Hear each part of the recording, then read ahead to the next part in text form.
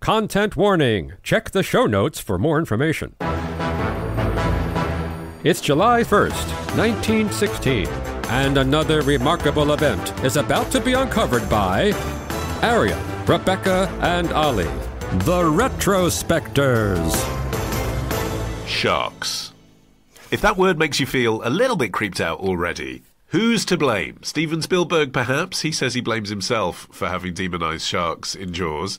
But it was actually the events of today in history in 1916 that inspired Peter Benchley to write the novel Jaws, because it was on this day that a 25-year-old stockbroker from Philadelphia headed into the surf at Beach Haven, New Jersey, for the first swim of his summer vacation. Da-da. Yeah, this was happening in the popular resort town of Beach Haven on the Jersey Shore. Charles Vansant on holiday from Philadelphia with his family. He had recently graduated from university and, as you said, started work as a stockbroker.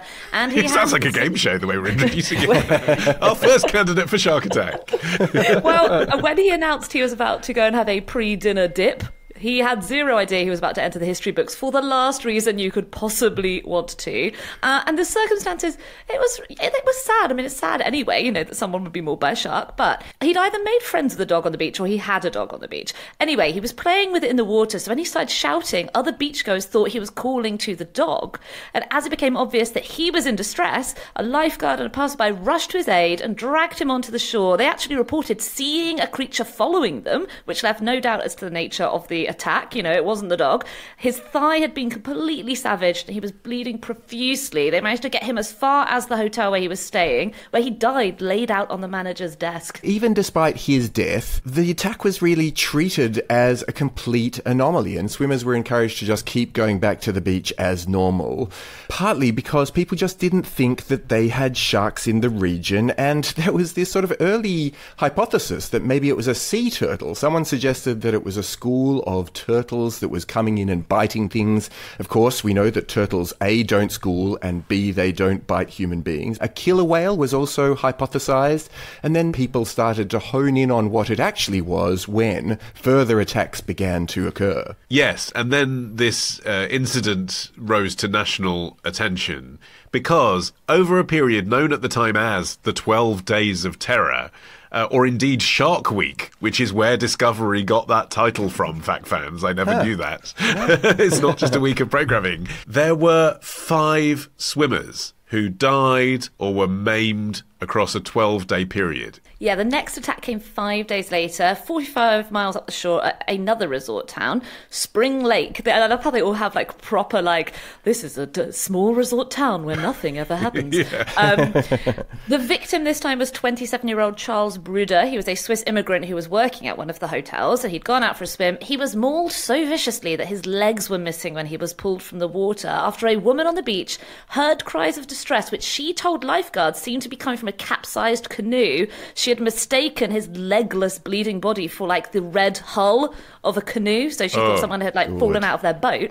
Astonishingly and horribly, when the lifeguards rowed out to him, he was still alive, but he died on his way to the shore, where the horrible spectacle, as you can imagine, caused understandable panic among bathers. Charles Vansant's death earlier had been sort of treated as this freak accident. They'd put up a net in the water. That seems sort of assuaged the fears of bathers. But this particular, seeing Bruder's mangled, bloody body being dragged onto the beach with no legs. They were like, those sea turtles sure are aggressive. Yeah. Sure are hungry, guys. And also, the other thing was that because Vansant had been with the dog, they were able to say, it was probably trying to attack the dog and accidentally bit a human, because we all know that a shark would never bite a human. But this really left no confusion that he had been attacked by sharks. There were no dogs with him. They were after humans, and this was now full-blown shark panic. Yeah, and then a week later, on Wednesday, July the 12th, that confusion was put even further to bed when 3 more attacks occurred near Matawan Creek near Keyport. And despite the fact that a sea captain called Thomas Cottrell had sighted an 8-foot shark in the creek, his warning, because he radioed through to say there's a shark coming, was completely disregarded by the town. And around 2 p.m, a group of local boys, including 11-year-old Lester Stilwell, went playing in the creek, and they spotted what what they initially thought was an old weathered log. And they were, as boys do, they went in to investigate what was going on. But they quickly found out that it was a shark, and unfortunately before Stillwell... Don't miss the line of dialogue, Arion, because again, this is straight out of a Stephen King setup. Lester Stillwell, one of these 11-year-olds, went into the water and shouted, "Hey fellas, watch me float!" Those were his last words. I was just about to do a "Hey fellas," and I didn't even know that. Hey fellas, look, it's a weathered log. Well, that weathered log then dragged him underwater because, of course, it was a shark, and the boys ran off to get some help from the locals in the nearby town. Naked, by the way. They went running through the town nude because they'd been skinny dipping. So, I mean, that tells you, doesn't it, something terrifying is happening if boys come running out completely nude through the town. Yeah, already in slow motion, that's like that's another horror film moment, don't you reckon? Just these sort of terrified boys running naked through town. Yeah. And so this guy called Watson Stanley Fisher, he came to investigate. He jumped into the water alongside a number of others, but he quickly got bitten by the shark, and that resulted in his death, and Stillwell's body was recovered 2 days later.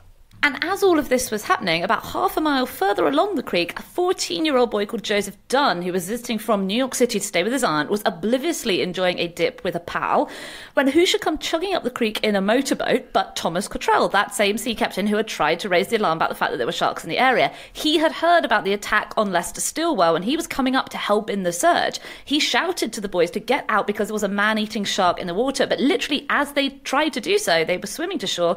Dunn was dragged under. Reports vary on who helped him. Some say it was his brother, others say it was his friend. But in any case, it was a very brave kid who swam back for Dunn and literally tugged him from the creature's jaws because Dunn had been bitten on his left thigh. He would later say he could feel his leg go down the shark's throat, and he would ultimately be the only survivor of the attacks. And as a result of all this drama, the White House got involved. President Woodrow Wilson called a cabinet meeting and agreed to give federal aid to, quote, "drive away all the ferocious man-eating sharks which have been making prey of bathers." And of course, what naturally follows those kinds of headlines in the United States? Dynamite! In New Jersey, hunters headed to the waters around Matawan, trying to wreak as much damage as possible to every living creature and ocean reef in the attempt that if they just sort of nuke them out the ocean, that there won't be any more of these attacks. But of course, you can't kill every shark in the ocean because most of them are too far away. I mean, that's why it's rare that they come to shore. After weeks of them blasting their way through the sea, no one was really certain that they'd managed to stop this scourge anyway, and it remained this deeply embedded terror in the psyche of bathers in that area forever. Yeah, I mean, it's so hard to imagine in a post-Jaws era, but this was a time when the average person didn't have any more scary associations with sharks than they would, like, an octopus. And it's not like there weren't reports of men being eaten by sharks, but they were kind of dismissed as tall tales, like, you know, sort of sailors' anecdotes. And usually, obviously, such attacks would be fatal, and so the death was easy to just say, oh, they fell overboard and they drowned, and we never saw them again, and that was the end of the story. So were swimmers just being attacked by sharks for centuries and nobody noticed?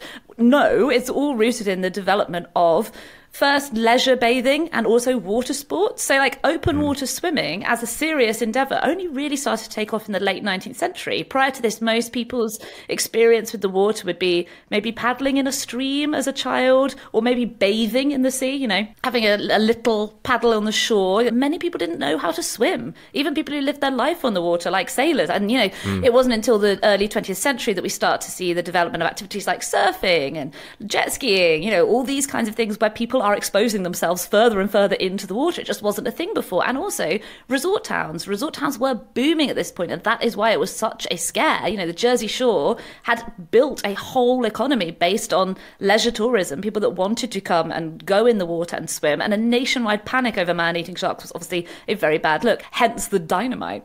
Yeah, I mean, the story of this series of incidents, at least as far as the people in the vicinity were concerned, resolved itself when, finally, a white shark was caught nearby where all this went down. And according to the newspapers of the time, it yielded body parts of 2 of the victims from Matawan Creek. And the shark was then put on display in somebody's shop in New York. But the question was, how good were the reports of that particular animal being responsible? You know, how good were the reports that, in fact, a white shark had been involved in this incident and responsible for it? Yeah, because it could have been a bull shark, couldn't it? Could have been, loads of other sharks. But no one visualises that when you tell this story. I bet the whole way through you've been thinking of a great white shark, and that's because of Jaws, but that's because of this. Because of that report that said, oh, it was a great white.